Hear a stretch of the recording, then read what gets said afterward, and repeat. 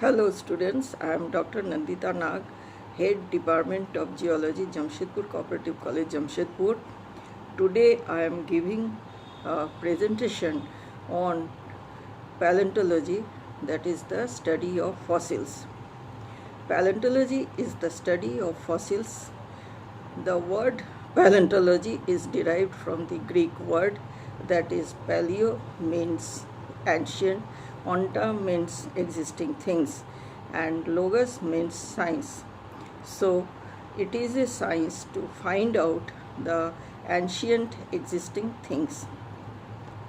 The scientists who do the exploration work of those ancient existing things and the organisms are known as paleontologists. Division of paleontology.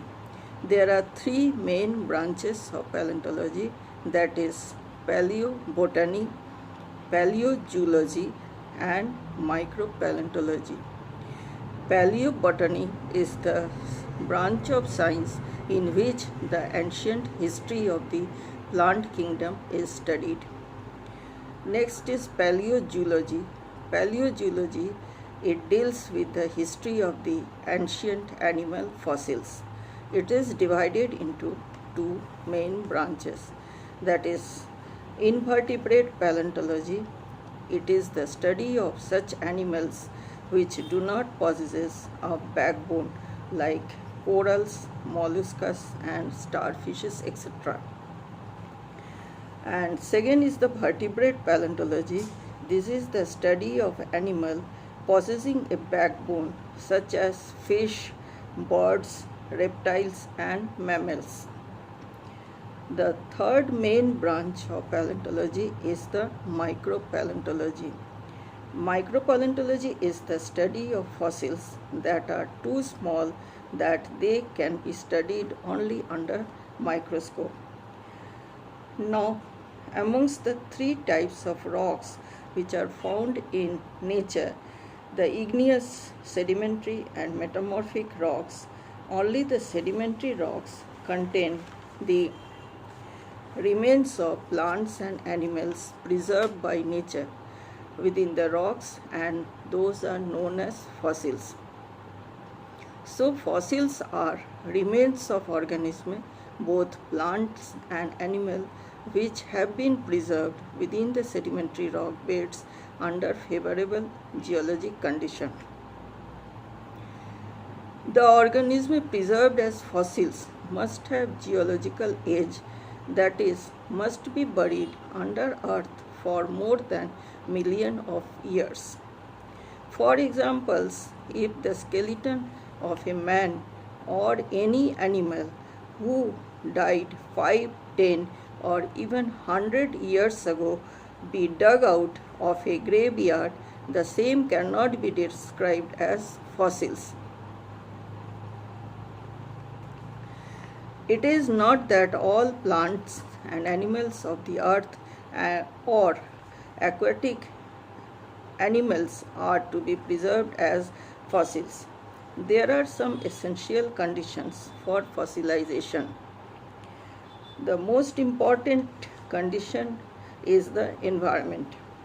Environment is very important, that is, animal living in dry region like deserts are preserved by desiccations or lack of moisture, whereas the woolly rhinoceros were found embedded and preserved in ice.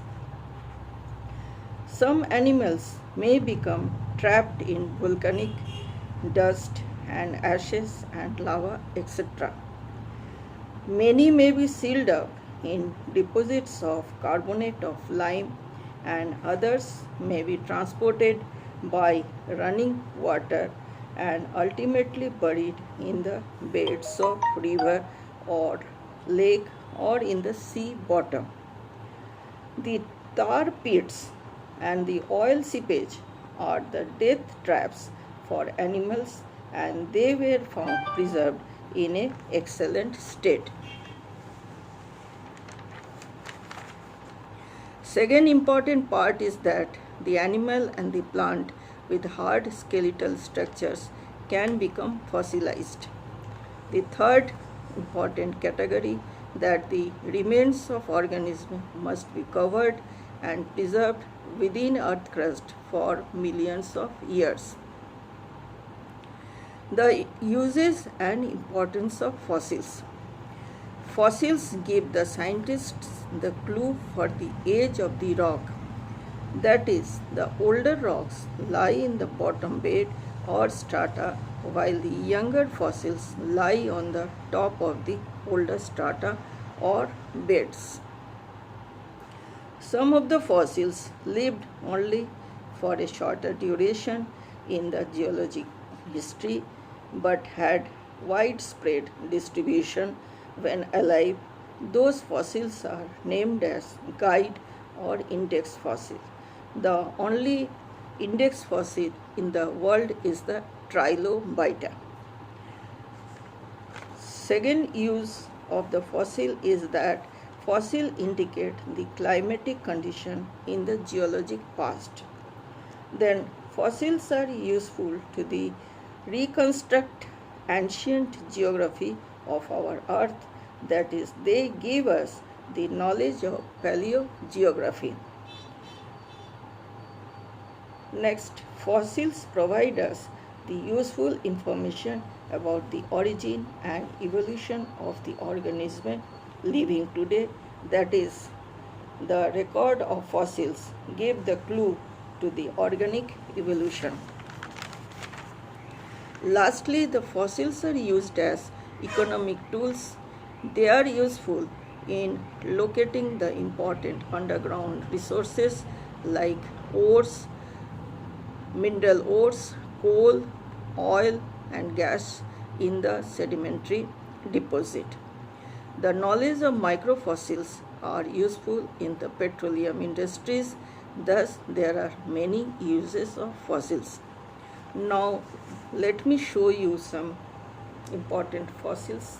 That is, this is a huge fossil.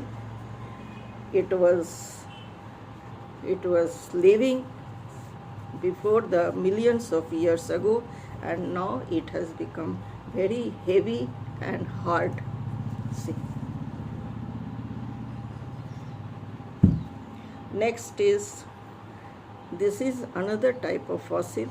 It is known as Rinconilla. It is here the two valves are united together and it has become solid and just like stone. The third is, this is a huge shell. It was, you must have seen shells in seabeds, but this has converted into a fossil and become very hard. Another type of, this is also a type of fossils. So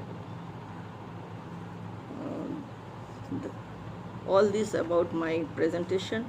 Hope you have liked this. Thank you.